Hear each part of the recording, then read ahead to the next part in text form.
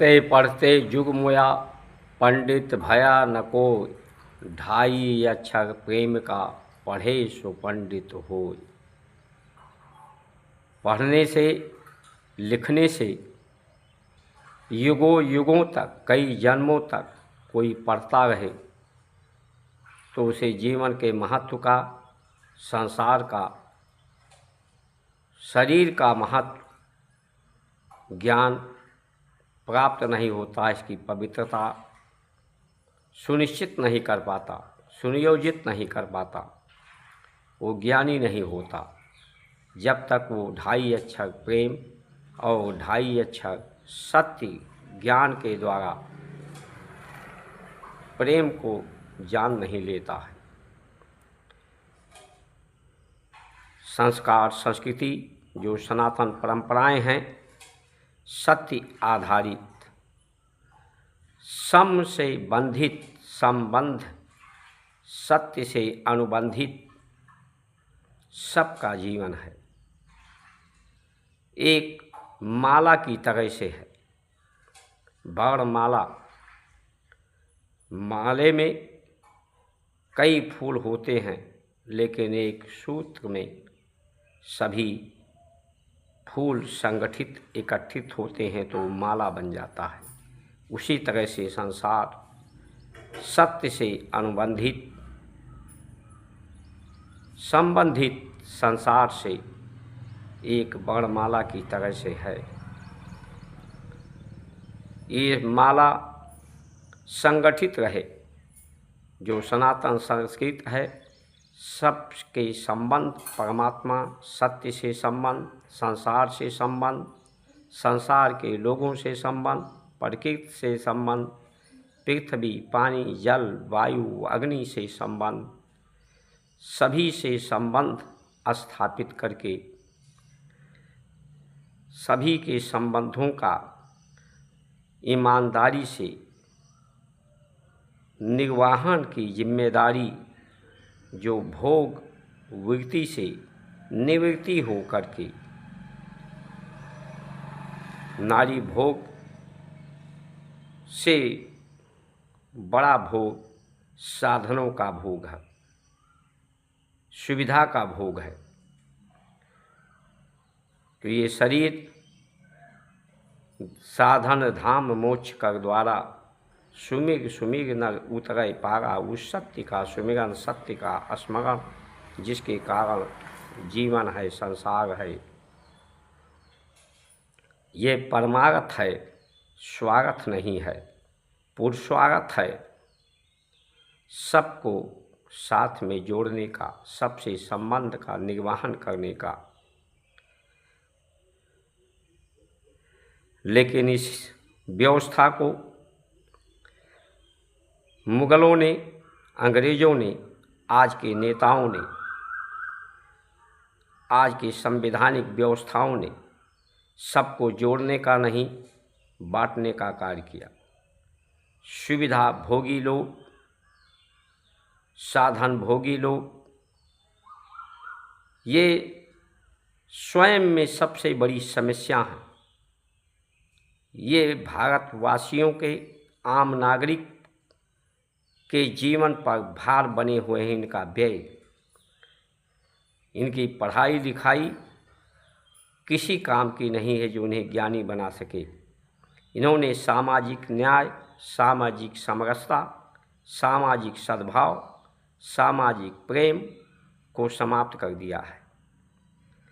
पाश्चात्य सभ्यता में ना कोई परिवार है, ना कोई समाज है।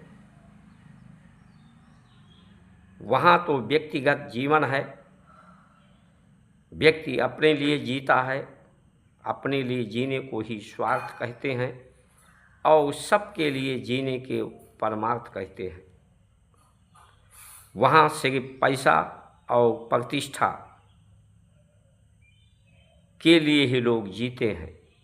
वहाँ पैसे से बहुत कुछ जीवन में खरीदा जा सकता है, लेकिन पैसे से सब कुछ प्राप्त हो ऐसा संभव नहीं है।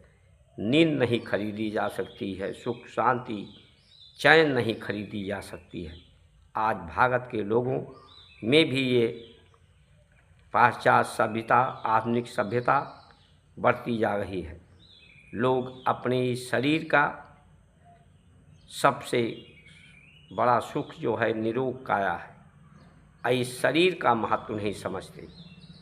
पैसा और प्रतिष्ठा का, परिवार का लोग महत्व नहीं समझते, समाज का महत्व नहीं समझते, और इस शरीर को लोग भाग दौड़ में अधिक से अधिक पैसा कमाने में इस शरीर को बीमार कर रहे हैं, रोगग्रस्त बना रहे हैं।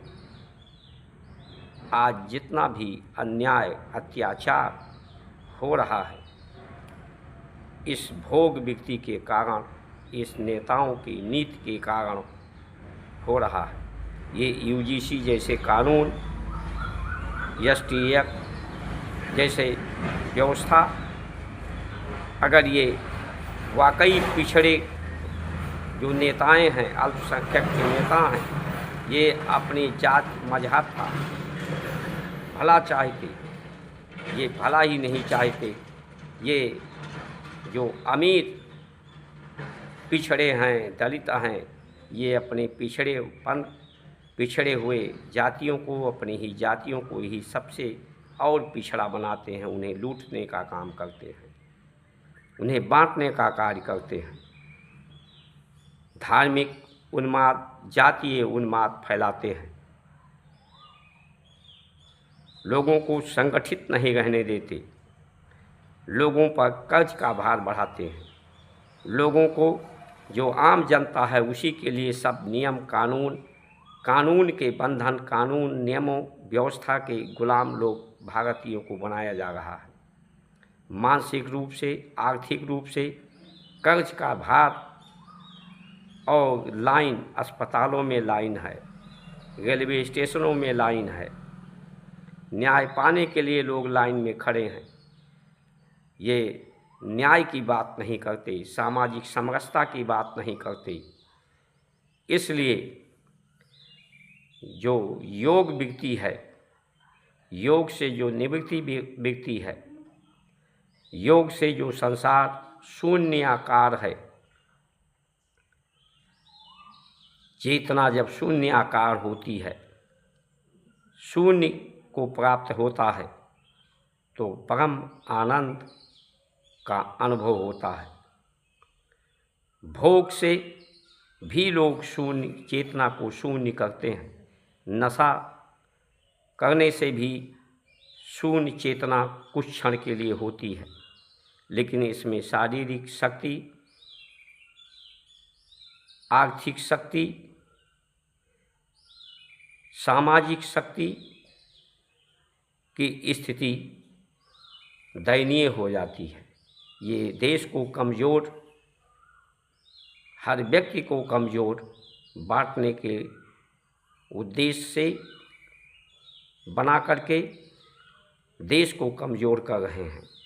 ये यूजीसी जैसे विधान जो लाया गया, वो विदेशों के सह पर लाया गया कि लोग यहाँ जातीय उन्माद में लड़ते रहें और देश में एक नया विघटन, एक नया सामाजिक सौहार्द बिगाड़ करके संघर्ष स्थापित किया जा सके।